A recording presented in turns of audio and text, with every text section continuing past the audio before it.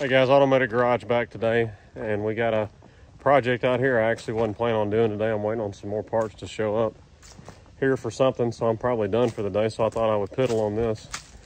I think this has been mentioned in another video before, or at least y'all probably seen this truck sitting in the background.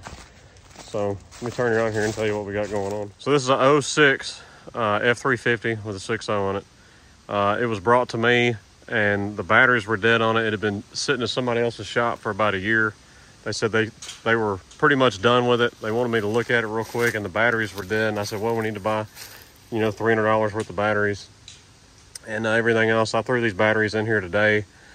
I went to cranking on it. Long story short, they were pretty much done with this truck. They were just fed up with it. They had bought a replacement truck for it. It was actually a 7.3, an older truck, a good flatbed truck. Anyways, we traded out work and trade for this truck. I said, well, you know, I'll take the truck and trade towards the labor. And they said, okay, that's great. So I thought I'd piddle with this today. I threw some batteries in it.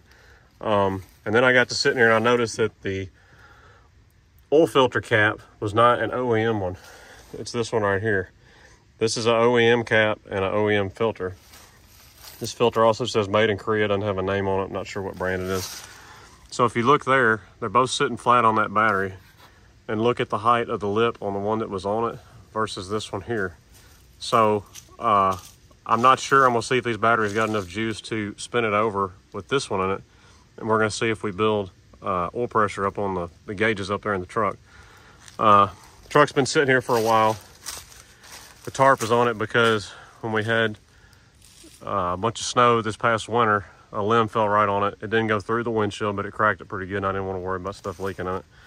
So let's throw this filter in. All right, new filter, and the cap is in. We're gonna see what happens when we crank on her now. Boost this up. So this is just sad. It smells bad. It looks like a homeless person's been living in this truck. But I don't know, you can see the windshield, it did. There's a spider web in it. Yeah, there's a spider web in here too. Let's see what happens.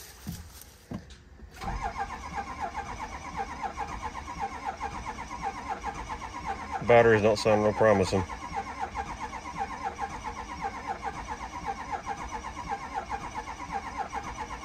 Oil pressure hadn't come up yet.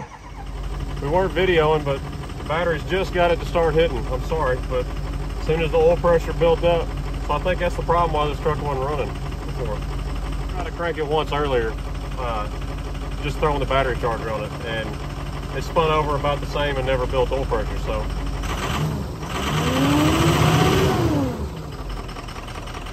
it's running rough. So now we can diagnose what's else going on with it. All right, so we got her pulled in the shop here. We're ready to hook the auto ingenuity up to it. It's got a check engine light. I'm gonna guess it's got one or two and maybe three, whatever, a whole bank of injectors that's starting to go out on it or something. So let's see what it says. All right, so we got injector 5. So now we're gonna go down here. We're gonna take injector 5. We're gonna disable it, and it doesn't change at all. That's enabled. That's disabled. No change in the idle. Now you go injector 4. We're gonna disable it. You can hear a difference. So injector 5 ain't doing nothing. So she needs an injector. So it looks like starting off, we need an injector and we need a windshield for sure. And we'll go from there. It looks like she's got some oil leaks. Or I pulled it in here in this bay for a minute. I don't know. Y'all leave in the comments below, what should we do with this truck? Flip it? Fix it? I don't know. Lee had said, hey, let's make it a short bed, make it a race truck. I don't know. Y'all tell me what you think. The air even works on it.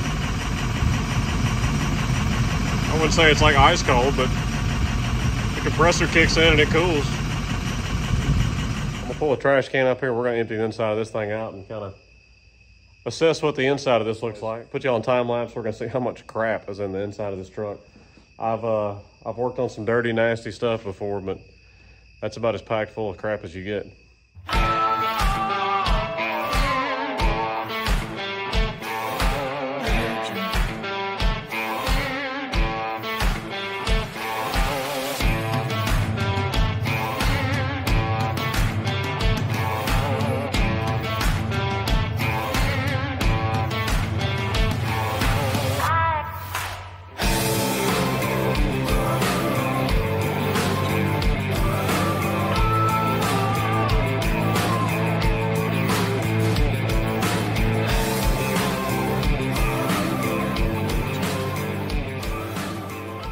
So I know I had y'all on time lapse, but I started finding too much good stuff to not show you.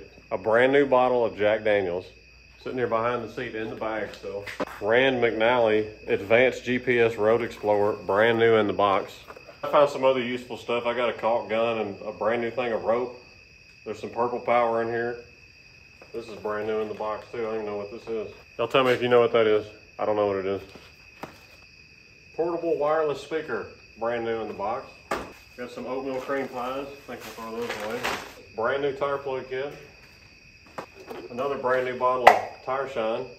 Febreze. Holy shit. This is a full box of 2 3/8 nails.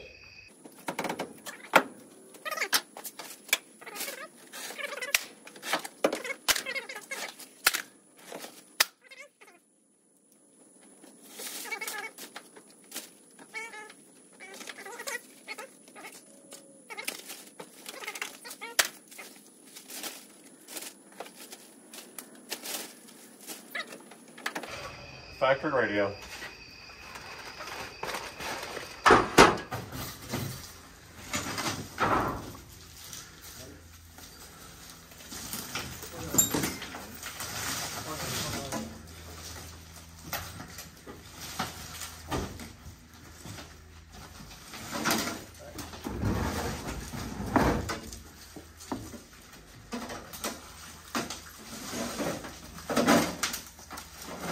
Looks dangerous.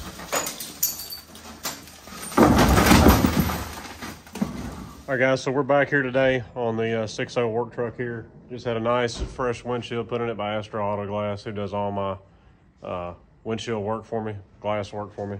So we're getting ready to pull the passenger side valve cover off. We're gonna do injector number 5. That's the cylinder that we showed with Auto Ingenuity hooked up to it before. It was bad. We got Gary here with us to supervise.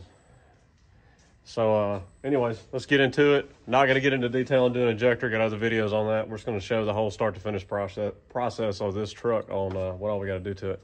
So let's get with it.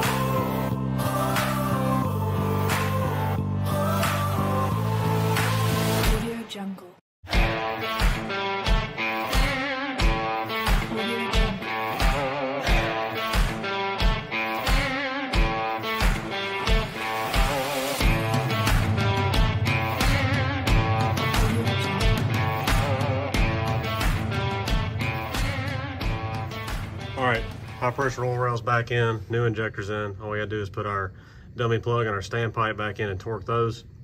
Now, one key thing I will say that's very important about this, make sure you torque your injector to 26 foot-pounds. It is not fun torquing this side. You actually have to use a swivel. I go a little bit past the torque because you figure that swivel is taking some extra effort to torque. But anyways, you need to make sure you torque your injector down plenty tight. You need to make sure you torque this high pressure oil rail with the torque sequence that I will show you right here to 10 foot-pounds or 120 inch-pounds. I'll show you the pattern right here. So that is a key thing to remember with this, and it's very important to torque it the right way. So now we're going to put our standpipes and dummy plugs in, and then we'll be ready to cover this up, plug our injector in, throw the other stuff back on. I know why I bolted the alternator. You don't have to. I just brain farted. Anyways, put all this back together and we'll see how she runs.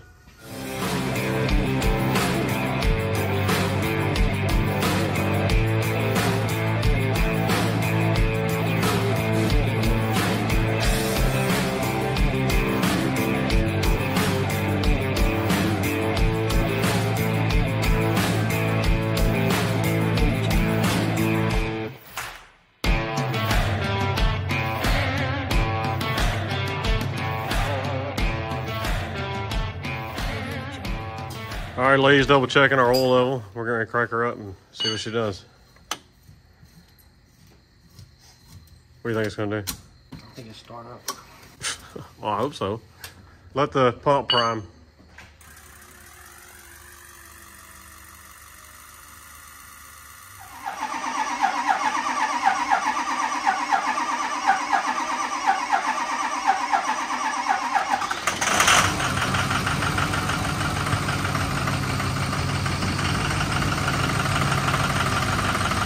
So we took her for a drive. The oil temp and the coolant temp is like 22 degrees apart, and we're not driving it that hard, so it needs oil cooler. We got some fuel leaks. I think it's all coming from the bowl, I hope. And we also need injector 7, so lucky me, I gotta take that apart again. The mist was so bad before that when I was trying to diagnose it, 5 was so bad you couldn't diagnose 7, but it's running better than it was, so we gotta throw at least one more injector in it, or I may end up doing that whole bank, I don't know. But we'll follow with y'all then. We got these other 2 6.0s in here right now that we got to finish up on. I got this one that I have apart. I got to finish up on also. So anyways, we'll finish up this video later at some point. This is going to be an on and off thing since it's one of my personal things I bought to fix. So we'll catch up then.